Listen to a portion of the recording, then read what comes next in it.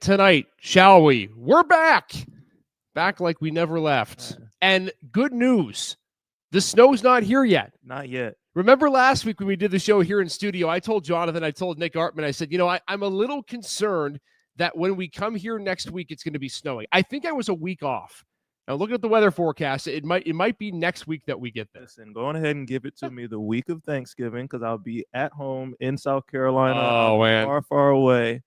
And you're get all the You're snow laying it on pretty thick. You are laying it on pretty thick, my friend. Hey, I don't blame you, though. You got to go where the weather's warm.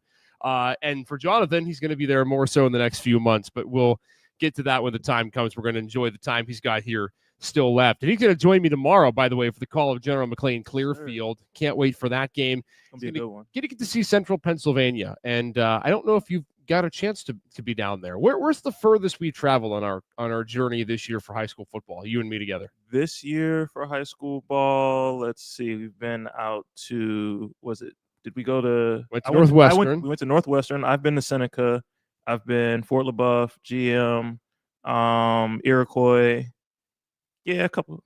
So you've been nowhere to the southeast. I've driven through the south. I've driven through to the southeast, but that was when I played football at Gannon. Okay. So that checks trips out to Millersville and Westchester took me through Central PA. Well, if you've gone there, if you've gone to the east of the PSAC, then you've pretty much been everywhere in Pennsylvania. That's kind of how that works. But that's coming up tomorrow. We're going to be previewing that in this show coming up in just a little bit. But we got a great show planned for you here on the Gem City Sports Podcast Network, live on Twitter, or X, whatever you want to call it, live on YouTube, live on Facebook, live on Twitch, wherever you get your podcast. Thanks for being with us. Isaac Petcash, Jonathan Williams. We've got live guests joining us in just a second. It's going to be Corey Girls Volleyball, who are in the state final, Jonathan. They're one of 3 local teams that are in state championship games on Saturday. We talked about that last week, that we figured that would happen, but did we expect 3? I don't know, but it's great to have 3 teams in the finale. It's going to make for a great weekend for all of them. Man, regardless of the sport, having Erie County teams represented at the state level and the state finals is absolutely amazing. And it's a testament to the hard work that goes into athletics around here and the athletes that we have in this county in every sport. So, meanwhile, as we talk about Saturday, like we mentioned, we'll talk about football coming up on Friday and then the NFL as well. Question tonight, do the Steelers or the Bills have a bigger game on Sunday? We'll see if we can answer that with the Bills and Chiefs, Steelers and Ravens. My, oh my, it's week 11 already. It's hard to believe. So much going on this weekend. So glad you're with us. Drop a like, leave a comment, subscribe to our page. We've got episodes 3 times new a week, so make sure to join us for that. And a special announcement tonight, Jonathan. We can finally have a sponsorship name. We are now proudly sponsored by Rebich Investments, keeping financial guidance simple. Thanks to Todd Rebich. Thanks to everyone. You see their logo up in the corner. They're crawl across the screen. We could not be more excited to have Rebich on board with us. Yeah, this is huge for us and allows us an opportunity to do some pretty cool things in the future. So thanks to Rebich, and yeah, we're gonna take advantage of this for sure. We'll be talking more about them coming up in the next few episodes and throughout this episode as well. So we're going to start tonight with the teams in the state finale. Cathedral Prep boys and girls soccer are both in the state championship game, ironically taking on the same opponent on Saturday. And joining them in Eastern Pennsylvania for the state championship game against Trinity on Saturday is going to be members of Corey Girls Volleyball. And joining us now, head coach Kelly Goodsoul, seniors Aubrey Chase, McKenna Moore, and Holly Albers. And what has been a roller coaster, but a great week for all of you. First of all, thanks so much for joining us, and congratulations. Has it settled in yet that you're heading to play for a title on Saturday? Yeah, but no. No. It's very exciting.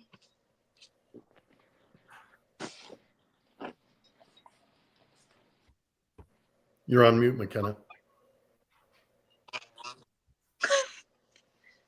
Yeah, it is very exciting. I mean, I don't think it's really settled in yet. It's still like, wow, like this is really time for us to do this. So, but I'm super excited. It's hard to believe, I'll tell you what, when you look at the entirety of the season, and obviously we don't see what you all see from year to year. But I want to start with you, Coach, on this because you've been doing this for a long time, and you're one of the most respected coaches in the volleyball circuit around this area, whether it be at the high school or collegiate level. You saw the team you had last year, and you and I had some conversations, right? And you said, I know this team can be a championship caliber team. You get to the state tournament last year, you dip your feet in the pool, and it doesn't go your way. What do you think has allowed this team, with a lot of players coming back, to get to this point this season in your mind? Yeah, so we have been, making the trip to the state playoffs now 8 out of the last 10 years. And I think the difference between 2016, when we went to the state finals and won, and this year was we really didn't expect to be there in 2016. We had really a young team. And this year, with 9 seniors and a couple of sophomores that got playing time as freshmen, we really had our goal set high and thought we could get deep into the state playoffs. So I think the experience, the senior leadership really made the difference this year compared to previous years. Let me go to one of the players for this, and I guess, Hallie, I'll start with you, because I think, the three of you on this panel, and of course the group of seniors, you've all been playing with each other for probably since you were little kids. Was there a conversation that you all had at the beginning, even maybe the end of last year, beginning of this year, where you said, okay, we're going to set a goal to get to this point? What was it expected, and an expectation from you as players, that you wanted to get to this point after last season's end? Yeah, 100%. I mean, what we've been saying to each other is that we did not work this hard to lose. I mean, we have dedicated so much time ever since we were like in 4th grade together to reach this point in our career. And so, especially last year, coming into this year, we definitely said that, I mean, we're going to push hard and do everything we can to make it to this point and play for this. Hey guys, so this is for any of the players that wants to answer, but I'm just looking at some statistics on you guys, and you guys have played more games than you've lost sets this entire season. What goes into that level of dominance and that level of consistency throughout an entire season, where there are so many games where you guys didn't drop a single set? How do you do that every game in and game out? How do you just keep bringing that same energy every game?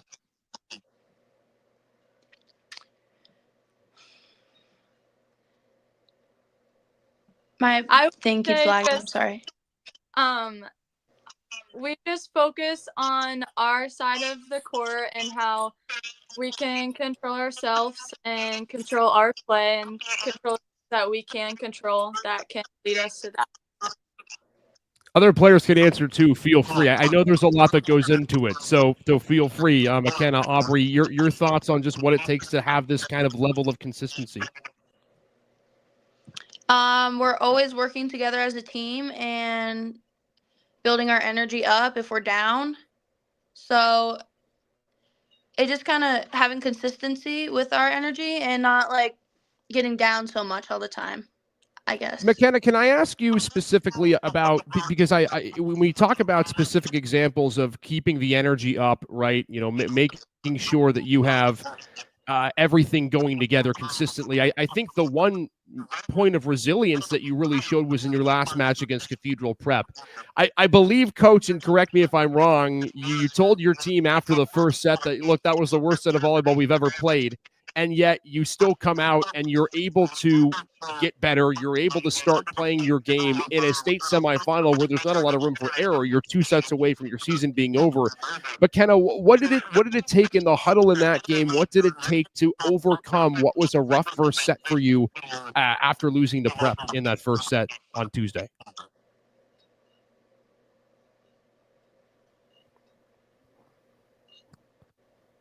McKenna, we may have lost you there for a second. Your mic might be muted. I don't know if it's us. I don't know if it's you, but your mic could possibly be muted. Hang on. Try it again. Still not getting anything. All right, we'll get back to you in a second, McKenna. It's probably something on our end. It's probably our fault, not yours. Don't worry about it. Any of the other players, I guess, what did it take in that huddle after losing the first set to be able to come from behind and get that win over Prep?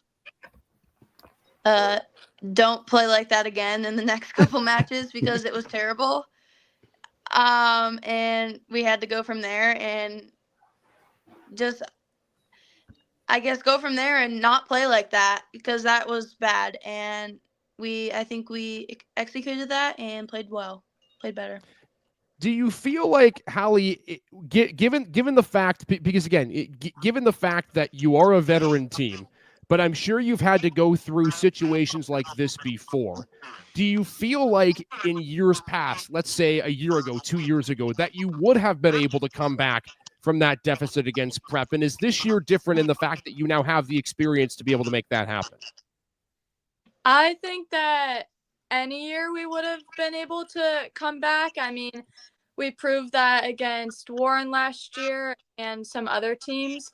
I think this year is a little bit different because it's like win or go home and never play again. So I think that we definitely had more pressure on us this year, but I think no matter what year it was, we still could have came back. Coach, if what I said was wrong, tell me, because I believe I had overheard you say, look, we just need to be able to play better.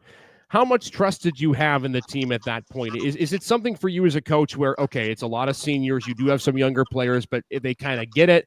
What has to be said for you as a coach, or maybe lack thereof, in a situation like that, in the confidence you have in your girls to be able to complete a comeback like they did on Tuesday? So you used a funny word there, the word trust. So that was actually and has been our word since preseason that we've talked a lot about. And, whether it's trusting your teammates, whether it's trusting your training, or it's trusting, the process and yourself. Trust is a big word in our gym. And, after the first set, I said, hey, everybody has made a mistake, multiple mistakes. It's not like it's, one kid was playing bad or one situation didn't go our way. It was like, every person that touched the ball made a mistake multiple times. And that's just not the way we've played all season. And so it was, forget about it, trust each other, and let's just go play. And, we came out, played well in set 2. Set 3, Olivia Hutchinson, who just is an absolute, baller on the court. She's great for Cathedral Prep.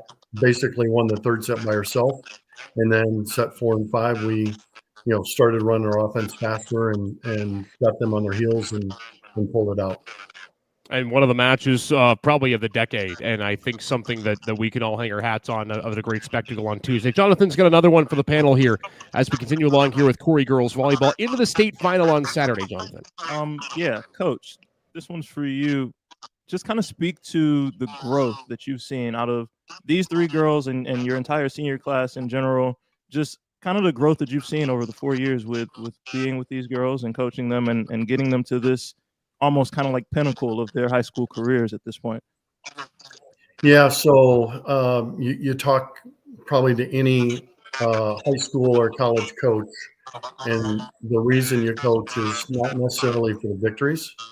It's for it's for the development of the individual. It's watching kids as 4th graders and 5th graders that can't hit the ball over the net, to 7th and 8th graders that can't consistently serve it, over the net, to, kids in freshman and sophomore and junior years that start really refining their skills and watching them grow as players, watching them grow as teammates, and watching them grow as humans and becoming adults is really why we do it. It's not, yes, I want to win. Yes, I want a winning team, and that's obvious.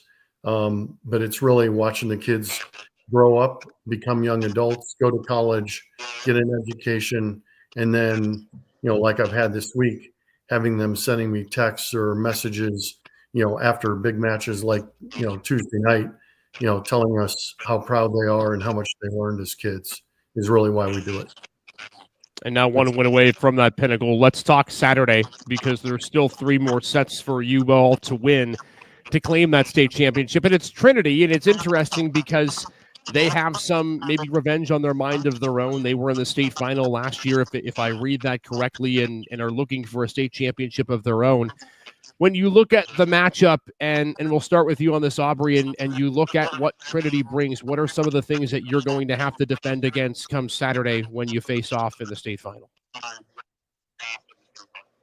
Definitely we need to go into the match with a good attitude, and we need to play well and play good. We need to come in with not the mindset of this is a good, I mean, they are a good team, obviously, but we can't go in just thinking we're going to get our butts kicked, if that makes sense. Yes, no, it makes a ton of And we sense. need to play And for the good, other and players too, I guess the mindset, as we've talked about, is key. But when you go in there in a state final, and I'm just curious from a player's perspective, because obviously as a coach, and I'm sure Coach Kelly could talk about this, you do want to be able to have your regiment of how you play and have your strategy and make sure you have a plan. But how much of it is just going out there and trusting what you've done all season long in a match like this as a player who will be a big part of this game?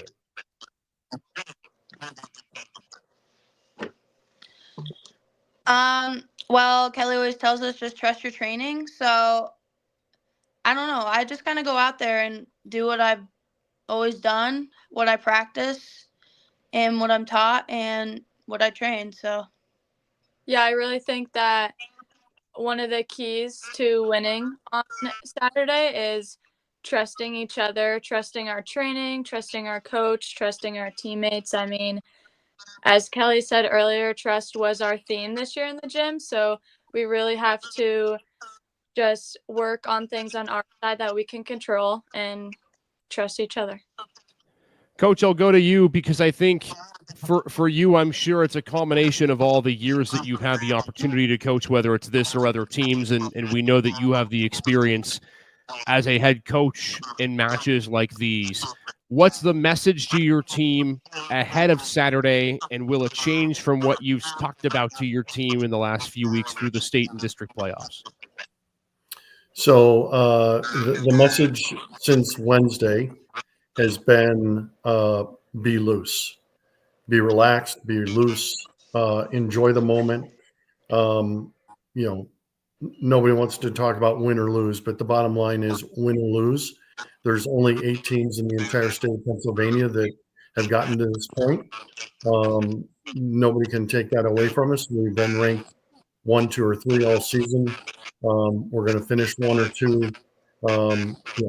There's no pressure to worry about. Really, just go out and enjoy the moment and play loose and play well. And there are days when you play your best and the other team is just better. And the other team, there's other days when maybe you don't play your best and you still win. And that's just the luck of sports. And that's not the defining moment for us. It's been an awesome season. We're going to go have fun. We're going to be loose, and we're going to serve and pass and let the chips fall where they may. Has the town of Corey issued a townwide shutdown for Saturday, or is that still in the works? Saturday's not the shutdown. I think tomorrow's actually the shutdown. So we've got a mini parade for the bus as we leave town. We're going to hit all the schools, the high school and both elementary schools. And then I think there's going to be a sea of black and orange headed southeast. Jonathan might want to follow them. But we're going to be heading down to Harrisburg and have a great crowd at Cumberland Valley. I was going to say, Jonathan needs to experience one of these high school state championship parades. I'm not sure there's much like him in the country. I really don't. I agree with you, Coach. If you got a spot on the bus for Jonathan or a spot in line for the cars, he's all in. He's got one more for you before we let you go. For this is for the girls, and this is less of a question and more of some advice. All of you are seniors going into probably the biggest game that you ever played in your life. I just want you guys to enjoy this. Enjoy everything leading up to the game. Enjoy the community support. Enjoy the parade. Like, I've been in your shoes in playing in a state championship game, representing a small hometown, the entire community getting behind you, the entire town coming out to support you. Like, there is nothing like high school sports, and there is nothing like this time in your life and playing a game of this magnitude for where you're from and for your hometown. So just go in there and enjoy every moment of it. Soak it up. Have your eyes wide and take it all in, because even if you have aspirations of playing at the next level, you will never feel anything like this again. So just enjoy it all as much as you can. Great advice, Jonathan. Well, to all of you, congratulations, number one, on getting to this point. It is no easy task to get into a state final, and as Jonathan mentioned, I'll echo that as well. Make sure to enjoy Saturday. Can't wait to hopefully talk to you after the game, and best of luck. And for the town of Corey, make sure to come out and support the team. You have all year. I know you have. It's an incredibly passionate sports town. It's going to be the same again on Saturday. Coach Goodsell, Corey, Beavers, girls volleyball, congratulations again. We'll see you Saturday. Best of luck, everyone. Thanks, Thank Isaac. you. Thanks, Jonathan. Go home. That is Corey girls volleyball and head coach Kelly Goodsell, who are going to play for a state championship on Saturday against Trinity, a team in their own right who lost in the state championship match just a year ago. It's really great to talk to the team and just to hear their perspective. That's three seniors that we heard from this Corey team: Hallie, Aubrey, and McKenna. And you know, you made a good point of, okay, in a lot of situations, a lot of these players that we cover, right, they hope to play at another level. Clearly that's the case. But to your point, nothing in college is guaranteed. So when you get this guaranteed opportunity, as Corey and Cathedral Prep boys and girls soccer are going to have as well, that's a pretty neat thing. And like you said, you don't get to see that very often, and maybe not ever again in their careers. Yeah, you know, these are the opportunities that you like dream of when you start playing sports, and especially when you start playing varsity sports, representing your town, representing your community, and everybody that knows how much work you've put in to get to this moment in your career, and you get to represent them in front of the entire state, and have a chance at becoming immortal at your school and in your athletic department. It is an opportunity of a lifetime, and like I told them, I just hope they go and enjoy it. Play hard, obviously, be focused, be locked in, but enjoy the moment, because you don't get moments like these. I've played high school, I've played college, I've played semi-pro, I'm going to play pro. There is nothing for me on the football side. There's nothing that compares to Friday night football. And for them, I know it's going to be exactly the same. There's nothing that's going to compare to playing for the Corey Beavers. And let me tell you, town of Corey, they're going to show up. There's no question about that. I know it's about a 4-hour drive to Mechanicsburg, but they are loud. They are proud. They're one of the best and most passionate fan bases in District 10. And they've had a really good fall season. You'd think of the girls volleyball team that's played well, with a football team, of course, getting into the D-10 semifinals and probably had a shot to go further, if not for the team that they ran into. This is a great year for Corey Fall sports, and great to see Kelly Goodsell. He's, in my view, I think top 2 and probably not 2 in terms of high school volleyball tenured coaches around District 10. He's done it for so long. His teams are so talented, and they play together so well as a squad as well.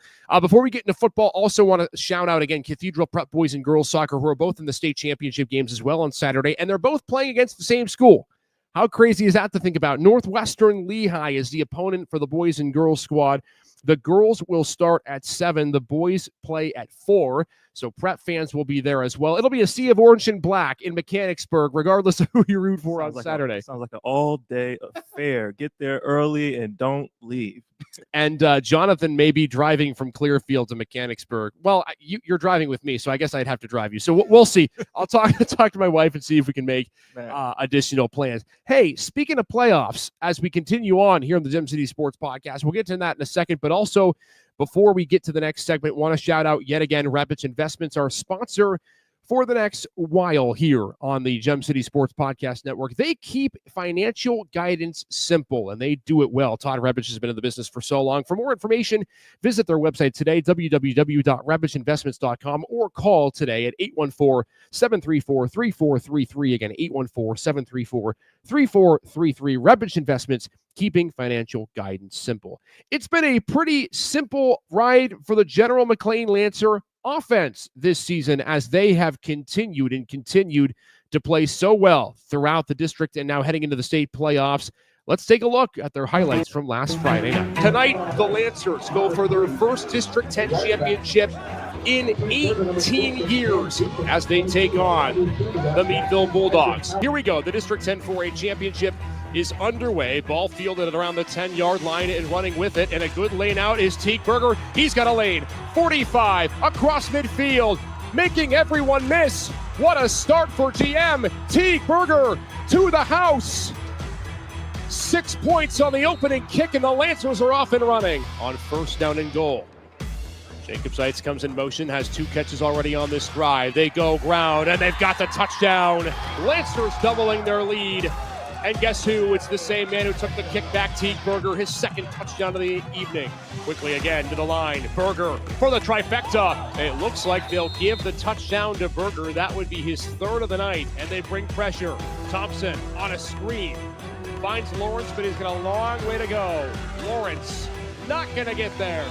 Miller strung out. Didn't get there. What a play by the GM defense. Trying to add to the 19-0 lead. Jacob Seitz in motion. Isaac keeps it all the way. Follows a cascade into the end zone. That might be enough. Isaac Seitz waiting for that play clock to bleed. They'll let him chuck it on first down. Down the field, into double coverage, tipped, and it's caught. Jacob Seitz, how do you do? Touchdown, Lancers. It's CZ Top in the most unfathomable of ways. It hasn't happened in 18 years. But good things come to those who wait. The General McLane Lancers are your 2024 District 10 4A. Well, that was fun to reminisce on that, wasn't it, for General McLane fans and faithful? Jonathan was in the booth with me last week when they beat Meadville for the 4A District 10 championship. And for GM, they are now D-10 champs for the first time in 18 years, and they move on to the state playoffs. Let's talk about it, Jonathan, on our preview part of this show. GM Clearfield coming up tomorrow night. By the way, in case you missed it last week, we were live on a live stream for General McLane High School. Same thing again tomorrow night. So if you're interested in watching the game, you can do so. It'll be live on the General McLane Facebook page, the General McLane High School YouTube page. We'll also simulcast it here on the Gem City Sports Podcast Network page and our YouTube page as well. So in case you're wondering where you go for certain things and certain live streams, Gem City, General McLane will be live for that game tomorrow night. We're leaving nice and early. Jonathan's going to love me after this. Well, maybe we'll get some free food from a tavern downtown or something. Trip. By the way, stay tuned. We are going to have, at least we believe, if technology makes it all right, a sideline cam and a sideline reporter. We don't do things halfway here at the Gem City Sports Podcast Network. And again, a big thanks to Mark Iser, first of all, for letting us use his studio here at Millennium Sound, and also number 2, helping to set up this stream. By the way, a quick shout out to GM Mamma Mia going on right now. Make sure to check that out. They actually had to move a performance from Friday to Saturday because of the football game. So GM making it happen in so many different ways. So make sure to check that out coming up this weekend. But game time. Jonathan Williams, you look at this Lancer team, and we talked a lot about on the broadcast and on the podcast after the game on Friday.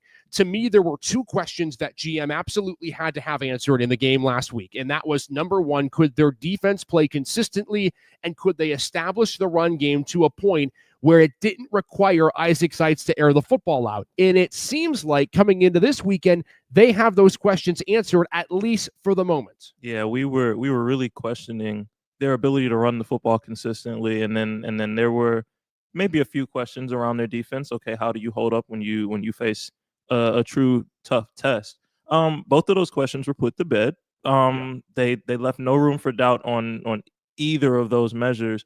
They ran the ball flawlessly. They really leaned on their run game for most of the game. Didn't have to throw the ball very much, and you saw that when you look at Teague Berger having 3 touchdowns, 2 on the ground, 1 as a special teams touchdown from a kick return. Like, they won that game in every phase, and they did it in dominating fashion, and they didn't do it in the way that you would typically expect a GM football team to win football games. High flying, fast paced, throwing the ball all over the field. Isaac to Jacob Seitz for 2 or 3 touchdowns and 150 yards. They didn't need to. That's the scary part about this GM football team, is even when they don't get that, they might not need it, because their run game, they've shown when they consistently run the football, and when they like go into a game and that's their game plan, hey, we're going to run the ball down their throat and we're going to run it until they stop us. when they put their minds to that, they are dangerous on the ground, and they are just as effective on the ground as they are through the air. Yeah, and we saw that again. And like we mentioned, we wanted to see General McLane be able to establish the ground game early. They did that, and it almost seemed like Marshall McCormick was trying to make it a point that, all right, our game plan is going to be centered around our weakness. And one of the things that we love about Marshall McCormick and think one of the best in District 10 at doing is understanding that you have to win games in different ways, especially this time of year. Meadville game, the first time around, was more of a go to the air, throw the ball down the field, find Jacob Zeitz. You could make the argument last Friday he shouldn't have caught any touchdowns. You saw that one that went off a defender's head and into Jacob Zeitz's arms. But really, GM could have won the game without any touchdowns from number 3 to number 2. So that was another big part of the win for GM on Friday. And now they sit in a precarious situation because, of course, Wayne Bradford's defense last week has to contend against the wing T. Clearfield does not run that, Jonathan.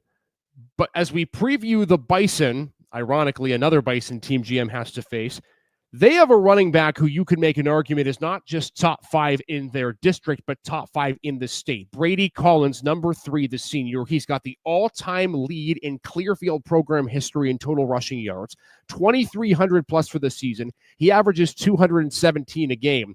There were games earlier this season where 5 touchdowns was an off night for Brady Collins. Big question coming into this game. We're hearing word that he may be a little banged up. We're not sure the severity of the injury, but knowing Collins, if he can play, he's going to play. So if you're Wayne Bradford coming into this game and you have a running back that is as good and as talented as Collins, what is the first thing you have to think about when defending him on Friday? Up front, everybody has to know their assignments. Everybody has to be assignment sound. If you're supposed to be in the A gap, be in the A gap. If you're supposed to be in the B gap, be in the B gap. Like, this is going to be... And I mean, playing against a wing T offense last week is good practice for it, because this is going to be one of those games where your front 7 has to be very, very disciplined. When you're playing against a good running back, you can't give him any windows. You can't give him any lanes. You can't give him anywhere to go. That's number one. You have to do your job and do your job consistently well. Number 2, you have to tackle. And it's hard to one-on-one tackle in high school football when you're playing against a really good running back. When you're playing against a running back as good as this guy, it's nearly impossible to one-on-one tackle. So it's got to be 11 hats to the football. Your defense has to be playing with their hair on fire. Everybody has to get to the ball on every play, because if he breaks 1 tackle or he breaks 2 tackles, there still have to be more guys there to get him down and get him on the ground. And honestly, like, that's what I know Coach Bradford. That's what they preach over there anyway. That's what you run pursuit drill in practice for. That's what you get yelled at when you watch film, and they chart your loafs and they chart how many times you get caught walking on the field. Like, they do that stuff already. And I'm not saying anything that they don't already know, but it's going to be imperative this game when you play against a guy that's this dynamic and this good and has the ability to change the game single-handedly like he does. Obviously, we're hearing that he's banged up. We don't know the extent to that, but it's a playoff football game. You can expect to see number 3 suit up, and as long as number 3 is on the field, you have to be keyed in on him. You have to be locked in on him. You have to know where he's at. Take a look at some other players for Clearfield that play well on both sides of the football. Carter Freeland's the team's leading receiver. To give you an idea of how big of a player Collins is for Clearfield, he's the leading receiver, Carter Freeland. He averages via max preps almost 27 yards receiving a game. That's it. He is not a passing offense by any means necessary, so a lot of what Coach Bradford preached last week will be the same this week. Freeland's also a big defensive player. He leads the team 6.5 sacks. But again, the Bison don't throw the football very often. It's such an interesting matchup with the star players. Brady Collins is 4th in the state of Pennsylvania for rushing yards this season against Jacob Zeitz, who's 7th in the state of Pennsylvania in receiving yards. And now I look at the GM offense, and to me, as much as it's going to be a fascinating matchup to see how Brady Collins is defended by GM's defense, the Lancer offense is going to have their hands full as well. Clearfield is one of the better defenses, not just in their district, but in the entire state of Pennsylvania. They're undefeated for a reason. They've had multiple wins this season where they've given up less than 10 points, including a victory over USO last week, a high-flying offense in their own right. They allowed just 24. If you're the Lancers and you're Marshall McCormick, Jonathan, you come into this game and you think to yourself, okay, we were running the football well last week with Teague-Berger. We didn't have to do much in the passing game. Isaac Zeitz could run the ball. But do we go back to the air? Will we have to do that again this week? What do you think the game plan is for Marshall McCormick as he's likely going over his options tonight? Be balanced. They had an offensive explosion on the ground last week, but that is not the average performance for this GM football team running the football. You're going to need Isaac Zeitz to get going. You're going to need Jacob Zeitz to make a couple plays. You're going to need your other receivers to get involved in this game, and you're going to have a balanced attack and a balanced mindset.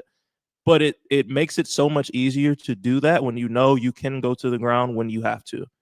If you get 2, 3, 4 yards on first down on the ground, great. You put yourself in a good situation for the rest of that series to go on ahead and move the chains and keep advancing the ball downfield. It's just they have to stay in front of the chains. They have to stay ahead of the chains. No dumb penalties, no offsides, no illegal shifts or illegal formation penalties. Like, they can't get caught behind the chains. They can't shoot themselves in the foot. If they play clean football, they'll be fine. They have a really good chance at beating what is a really good team and a really good defense. But they have to play their cleanest game. And we expect a high-scoring game in this one. Both teams coming into this game today have great offenses. Both of them average over 400 total yards per game.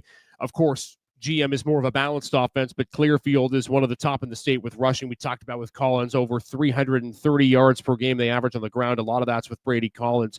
For me, I think an interesting part will be early for GM. Unfortunately, because of the way the bracket worked out and because of the way simply that PIAA decides to staff and locate state playoff games, first-round games are at home sites. So Clearfield's at the top of the bracket. They get the home games. So if GM would have been up there, they would have been playing at Linden Field. To me, the early part's going to be key. It's not going to be bad weather tomorrow night. In fact, kickoff temperature is around 49 or 50 degrees in central Pennsylvania. So it'll be a nice day. Sun will be out at least right before kickoff, before the sun goes down. To me, for General McLane, it's not a similar team, but I would think a similar strategy of how you took on Cathedral Prep. We saw in that game, second play from scrimmage, they go deep to Jacob Zeitz on the second play of the game. I would be intrigued to see how aggressive GM plays early on. You know you're going to give up. To me, this is almost like if you're playing Ethan Knox from last season. At some point, you have to assume that you're going to give up, assuming Collins plays, which we believe he will, assuming that you're going to have to give up a big run at some point. Brady Collins is going to break a run at some point in the game. The big question is, how many big runs does he have? If you're GM, I think the number has to be 3. If you can limit Collins to 3 or fewer runs of 30-plus yards or more, I think they have a good shot to win the game. Defensively, if you're Wayne Bradford, I talk about the aggressiveness for offense. The defense, for me, is almost as much intriguing as to what Coach Bradford does. We talked about last week, Jonathan, right? In the fact that third down and long, we saw that a lot. And we figured, okay, they drop back in coverage. And then Bradford brings 7 or 8 guys in the box. First down, again, backed up. So we figure, okay, Meadville run formation. They're in the wing T. Maybe Coach Bradford stacks the box and he plays back and lets his defensive line attack and win with 4. So we know there's going to be different looks from Coach. We know that there's going to be some exotic blitzes, but the question is how quickly, because you figure it's like Meadville, they are going to run the ball, Will Clearfield, in this game, and they're going to do it on third down too. Yeah, they're going to run the ball, and like I'm watching film on them and seeing their statistics where they have 200 and 300 rushing yards a game. They're going to run the football. And to your point, you're going to give up some plays. You're going to, like, Collins is too good of a running back to keep him bottled up all night and not give up a single big play. Of course, that's what you want to do as a defense. That's your goal coming in, limit big plays. Don't give up any. But you have to have the mindset of, okay, if you give up 1 to this guy, if you give up 2 to this guy, the game's not over, because that's just how good of a player that he is. You have to be able to give up 1, 2, take a couple punches, but stay in the game and keep playing. The other thing that I'm saying is you got to be physical with him. You have to bring. He's a big kid. You got to bring. You got to bring the fight to him. If you are scared, stay in Edinboro. If you are scared, stay in Edinboro, because linebackers, defensive linemen, corners, like everybody on that defense is going to have to be committed to tackling and being aggressive while tackling this week. Don't wait on him to get to you. Don't fade away from him when he's running at you. Like, you have to meet him in the hole before he gets running, because once he gets his legs going and once he gets running and gets a head of steam, it's hard to bring him down. It's hard to get him on the ground. So you have to take the fight to him. And again, I mentioned Ethan Knox as a comparable, and I know there were a little bit of different runners, but Ethan was a tall but lanky running back. Brady Collins is the same way. He's only listed at 6 foot, 175 pounds, but this kid puts his foot in the dirt and he lowers the shoulder on every run. He'll be physical. I think, to me, the key player in this game for GM, really on both sides of the football, Jared Corwin. We mention his name all the time. He was a big factor in the run game, didn't score the touchdowns, had a couple of big runs on 3rd and 4th and short. To me, if you're Wayne Bradford, how do you utilize Corwin to essentially stand up Brady Collins? He is a guy who can single-handedly take down number 3.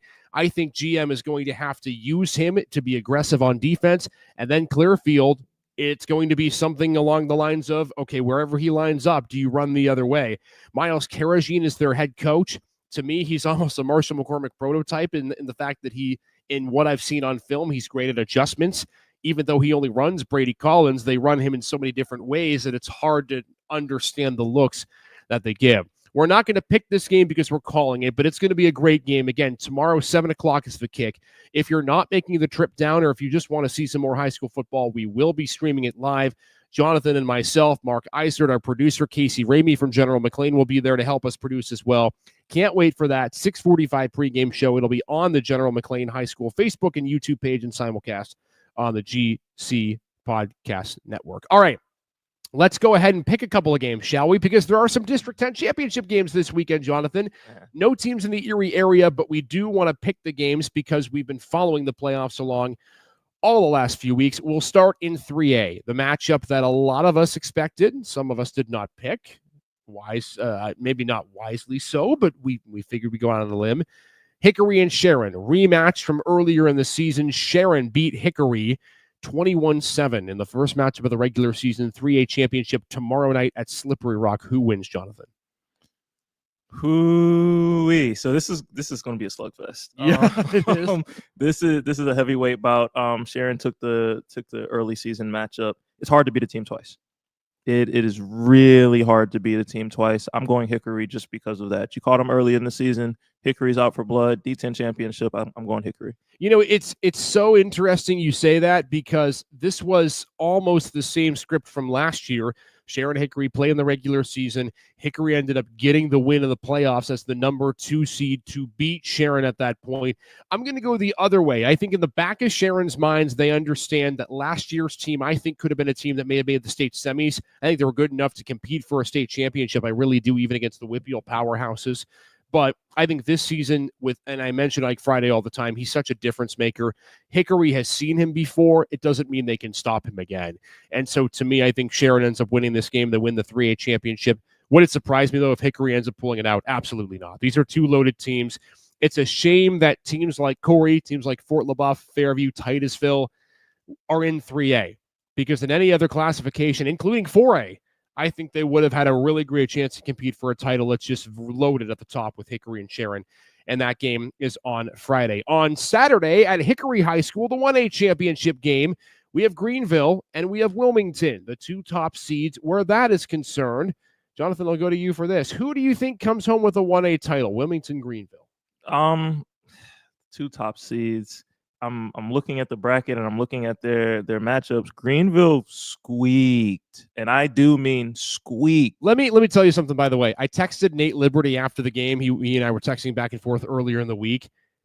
That was a tough loss for Cambridge Springs to swallow. They really thought that for the second year in a row, they were going to get revenge on the team that beat them earlier in the regular season. Remember, they did that to Lakeview last year. Lakeview beat them in the regular season. Cambridge Springs beat them in the D-10 title. I'll tell you what. If the Blue Devils would have won that game, I'd be picking them Saturday against Wilmington, but a big win for Greenville in a great game. That might have been the top 5 game in the playoffs for sure. I was upset because I picked Cambridge Springs to come out of this 1A bracket. You won't talk about the controversial ending either. We will stay away from that one. But yeah, like Greenville got out of that game by the skin of their teeth. Whereas Wilmington has been cruising.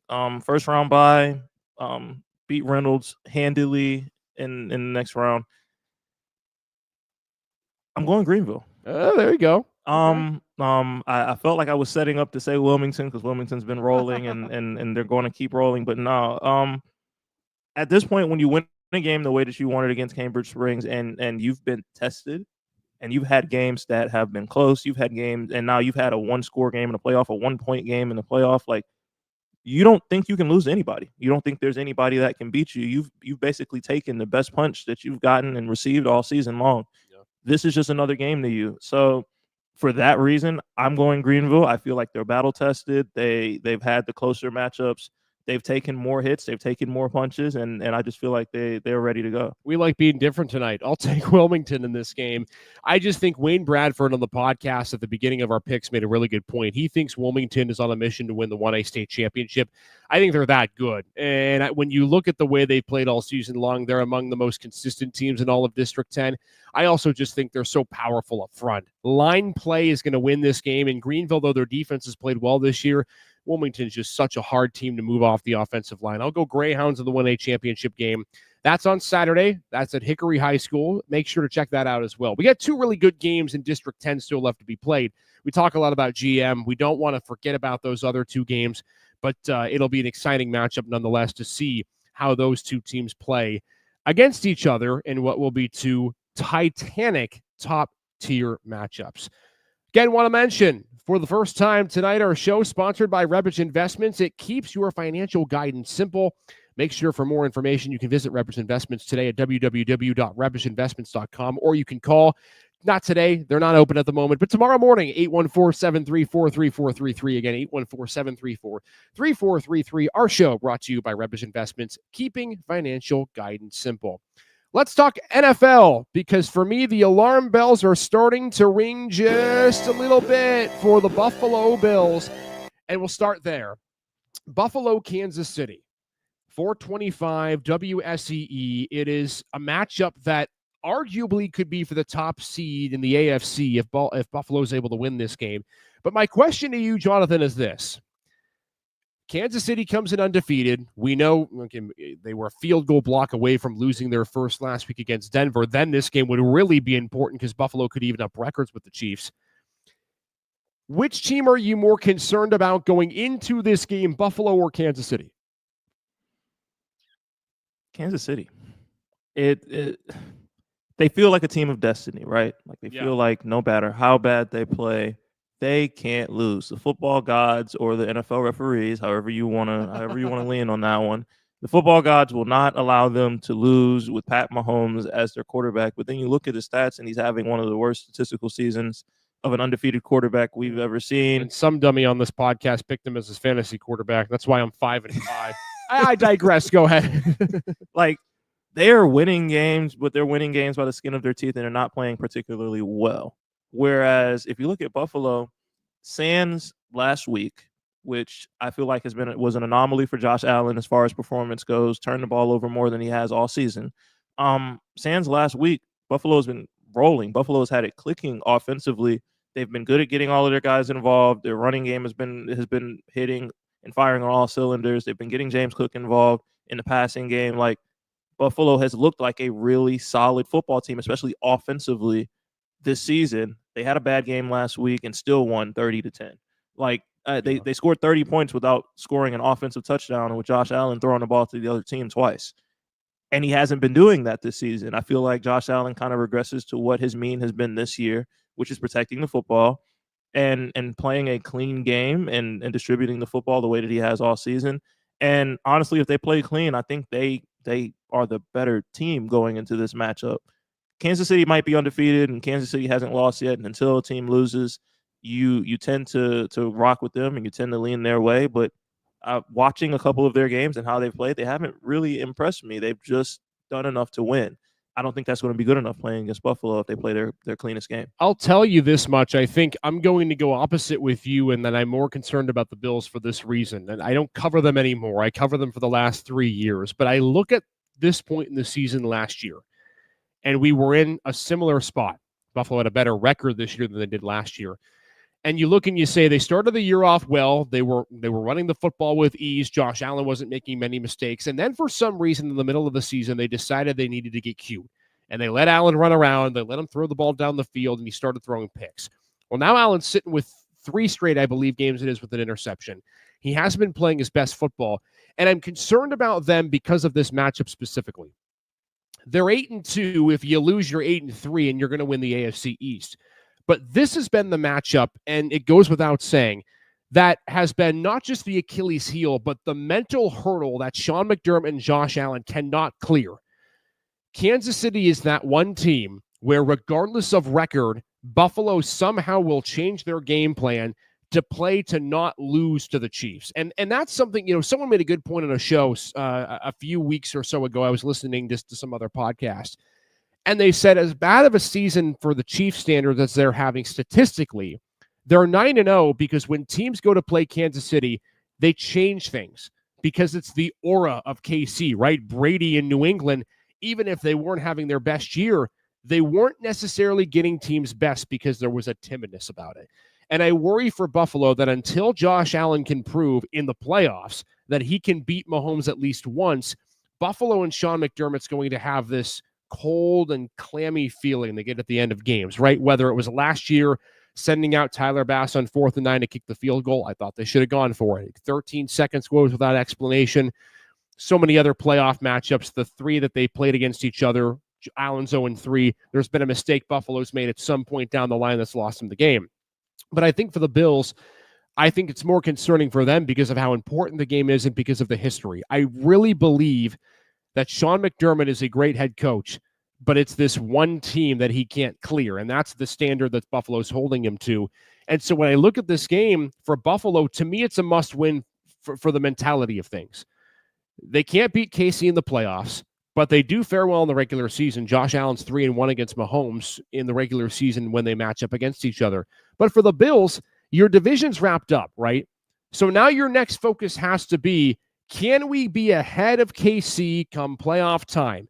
And if they don't win this game, it's not happening. And now you look at the standings and you think, well, not only are we going to have to go to the road in the playoffs and play KC, we may have to go on the road and play Baltimore or Pittsburgh or potentially a Houston. So you never know. I think for Buffalo, this is a huge game for Allen and a huge game for McDermott. And the scary thing for me is we haven't seen KC's best in their 9-0. I think we're going to get that on Sunday. If you're a Kansas City Chiefs fan, you would hope that your best game would come against probably the best opponent that you're going to see, and the team that has been playing the best, honestly, this season outside of you. I don't know. It's something about the Chiefs this year that I feel like it's going to be some sort of letdown. But didn't we say that last year too? We said that last year around this time, and their record was worse. Yeah, I almost feel worse about them because they're undefeated. Because it's like it, and I've never been in an NFL locker room, so take this with a grain of salt. But it seems to me like when you're not playing your best football and you're undefeated, you get a little bit complacent. Like, oh, we don't have to be on, and we can still win games. Like you don't pay attention to certain small details that you should pay attention to because you haven't been punished for it quite yet. I don't know, and I could be completely wrong and just going out on a ledge here, but something about this Chiefs team this year, like they're gonna win football games. They're gonna be either the top seed or the number 2 seed heading into the playoffs. Like they're going to be where they normally are. I just feel like there's going to be some sort of letdown at some point, and you're going to be able to point back to early in the season where there were certain mistakes that were made and there were certain things that weren't done that didn't hurt them then, but they're going to hurt them later. I would agree with you, except for when I saw them in the post-game press conference scrum at the end of the Super Bowl. It was, for me, crazy first and foremost to see Kansas City back in the Super Bowl. I really didn't believe they had made it back there until I saw their logo on the Allegiant Stadium scoreboard. But being in the press scrum after the Super Bowl, and these players have just hoisted the Lombardi, they just got off the field celebrating. You're at an all-time high, right? You won back-to-back Super Bowls. And the first thing every player to a man said was, we got to get ready to do this again next year.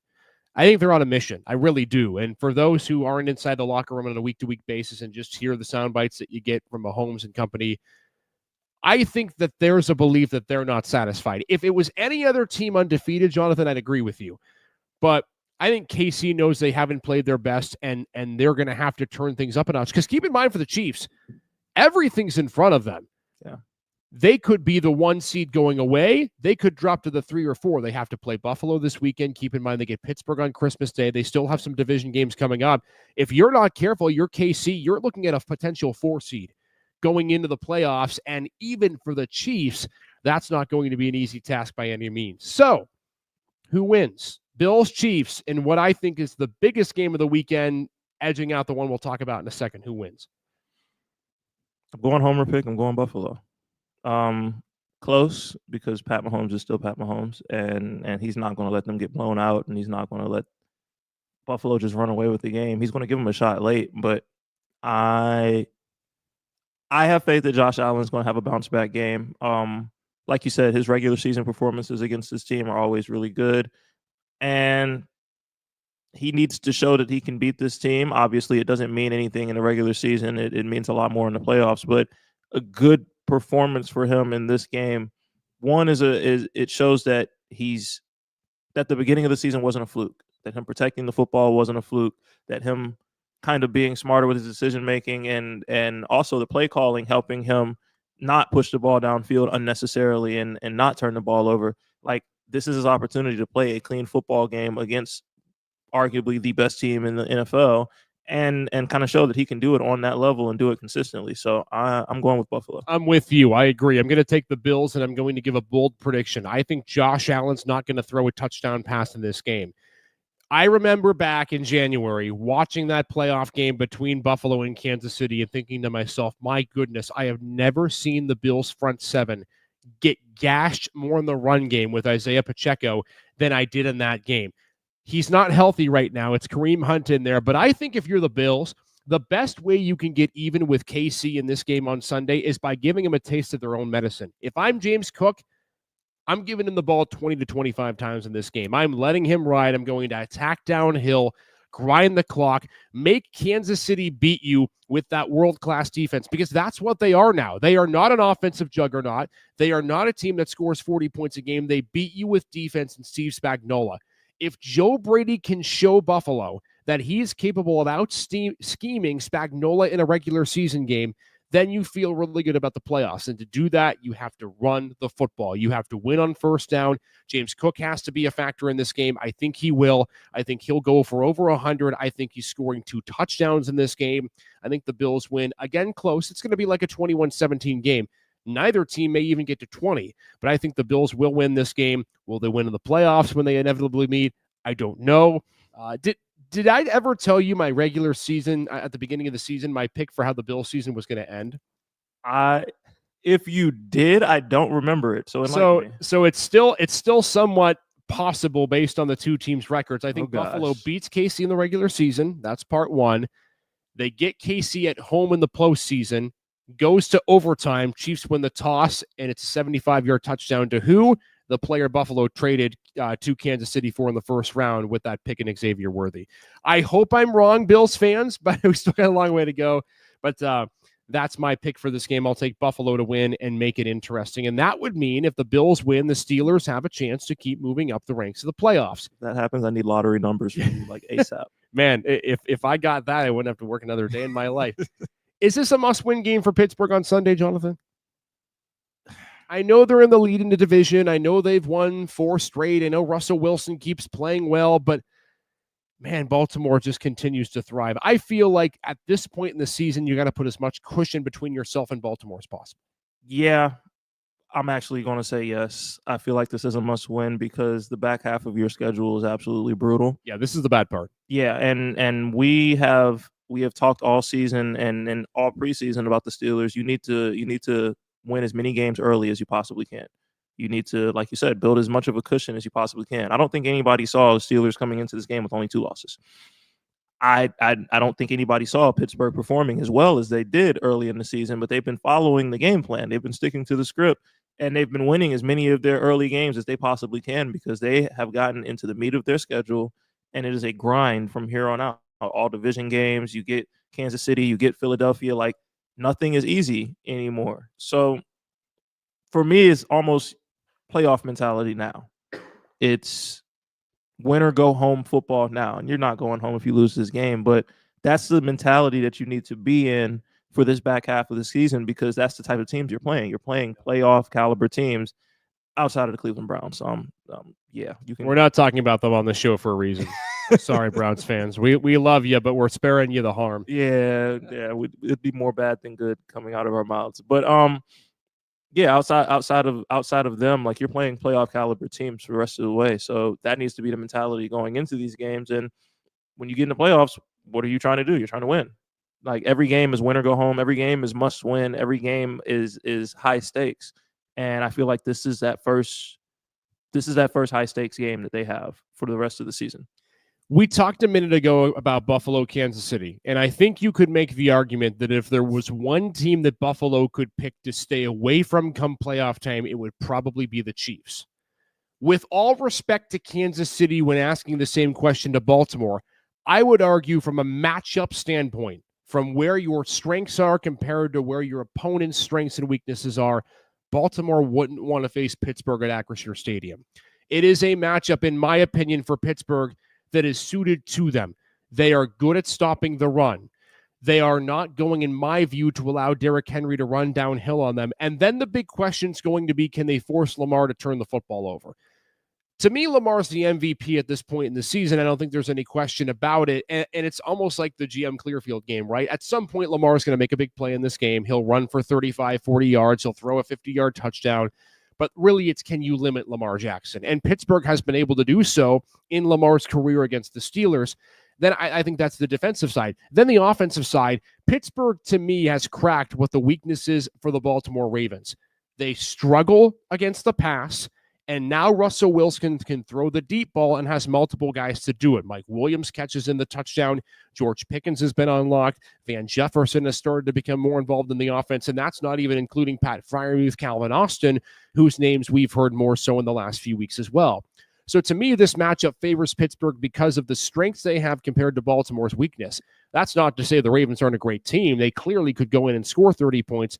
I think just Pittsburgh at this point, you win this game, you've got a 2-game cushion, you're probably going to win the North, given if the fact that you sweep with Cleveland, even if you were to split with Cincy and lose to Baltimore at the end of the regular season, I think they got a good shot to win the North. And if you're Baltimore, you don't want to have to go to Pittsburgh to play them in the postseason, just like Buffalo KC. That matchup is likely to happen one way or another. The big question is just going to be where does the game get played in when you get to postseason. Well, let's end the show with predictions for the Ravens-Steelers, Jonathan. I'll go to you for this one. Who wins on Sunday in a game that should have been flexed to Sunday Night Football, but we'll leave that conversation for a different day. Ravens-Steelers, is it a even division or is it a 2-game lead for Pittsburgh going into Week 12? You know, I've been a Steeler hater for the last couple of weeks and been waiting on Russell Wilson to fall flat on his face. I am starting to turn the tide and come to the realization that he just might not fall flat on his face the way that I thought that he would. But I'm going with Baltimore. Lamar Jackson, yes, limit Lamar Jackson, but he's going to get his. Like, that's just the case when you play against him. He's going to have a dazzling play on the ground. He's going to throw 2 or 3 touchdown passes. He's going to get his tight ends involved. Like, Lamar Jackson is going to get his, and obviously you want to limit him as much as you possibly can, but you made an interesting point. You said that you think that they're not going to allow Derrick Henry to run downhill.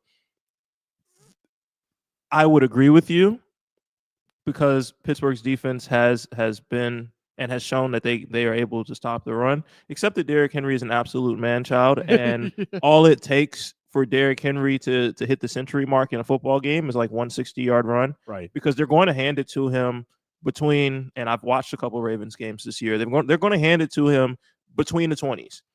For some reason, Baltimore decides that they like to take him out and put Justice Hill in the game as soon as they enter the red zone. I don't understand it. Hopefully they don't do that this game. It would make my head explode. But they're going to hand it to him between the 20s, and it's going to be a grinded out football game when you're handing the ball to him because he's going to fall forward. He's going to get you 3, 4, 5, 6 yards, like tough runs that are going to just eat away at your entire defense.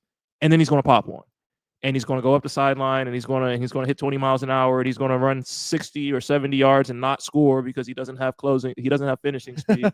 Like, it's going to happen. It's happened so often this season.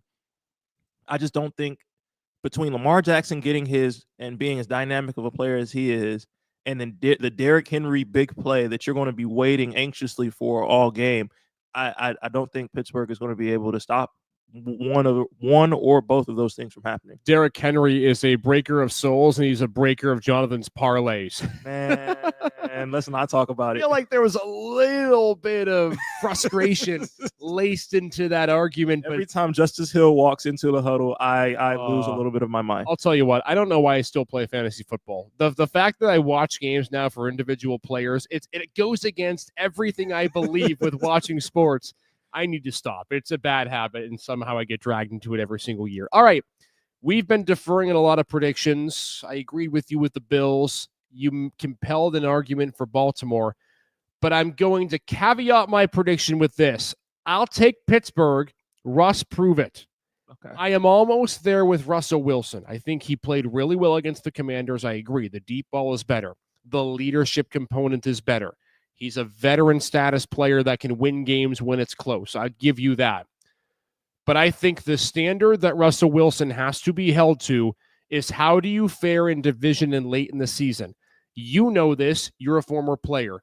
The first half and the second half, really you can make the argument right around Thanksgiving is when you cut things off and you start the season anew. Mm-hmm. And as good as he has played in the last 3 games, he has not had to face a team that is a upper echelon, top 5 NFL team that is a prove-it game at home. If they win this game Sunday and Russ plays well, I'm all on board. I'm all on board with Russ. I will leave the Justin Fields praise to the next season. I will give him all the chariots in the world that he can ride on to in the sunset for week 12. But to me, it's a prove-it game. It is a can you lead, probably a comeback, probably a big drive in the fourth quarter, and what can you do when you turn the ball over? Because as bad as this Ravens defense has been, I see Kyle Hamilton, Marlon Humphrey, someone making a defensive play and turning the game around. So Russ, it's a prove-it game for me. I'll take Pittsburgh. I don't like the pick. If you can play well, I'm on your train for the rest of the season, and that's that. Somebody send this to Russell Wilson for motivation. If he plays well, he doesn't need me for motivation. If he plays well this Sunday, he wins both Jonathan and Isaac's fandom for the rest of the season. He doesn't need me, he doesn't need me for motivation. That guy's got plenty in life. Have you seen the staff around him? Man, his video crew makes NFL video crews look like peanuts, pennies on the dollar. Anyway, it's going to be a fun weekend. What a show tonight. Corey Girls Volleyball joined us. Best of luck to them. Prep girls and boys soccer in the state championship games on Saturday. Of course, tomorrow night, Jonathan and I will be in Clearfield for General McLane in Clearfield in the PIAA for a first round. And that's where our next show will be. We will not be live on video tomorrow night, but we will give you a podcast, and that's going to be via Twitter Spaces. Jonathan and I, on the way back home, because we got plenty of time to drive and talk about it, we will be doing a live reaction to General McLane in Clearfield, plus quick insight on the 3A championship game, and maybe a little bit more NFL preview as well on Friday. But a full reaction on Twitter Spaces. You can find us at Gem City SN on X. That's where the space will be. That's where our episode will be tomorrow night. We'll just talk everything about the game and see if GM will be getting ready for a matchup with the Whippeal champ coming up next Friday. But that is tomorrow, GM Clearfield, 7 o'clock. We are simulcasting the General McLane High School stream here on the Gem City Sports Podcast Network, X and YouTube page. Can't wait for it, man. It's going to be a fun night.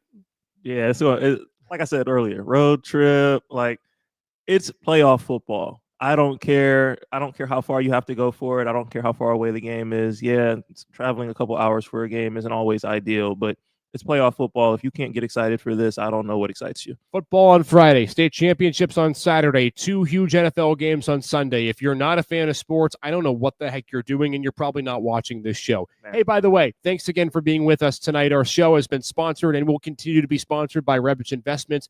They keep financial guidance simple. For more info, visit their website, www.rebichinvestments.com, or call when they open first thing tomorrow at 814-734-3433. We're on Twitter Spaces tomorrow night when we make the trek east to Clearfield. Have a wonderful Thursday, everybody. Thanks for being a part and supporting our podcast network. We'll talk to you all tomorrow.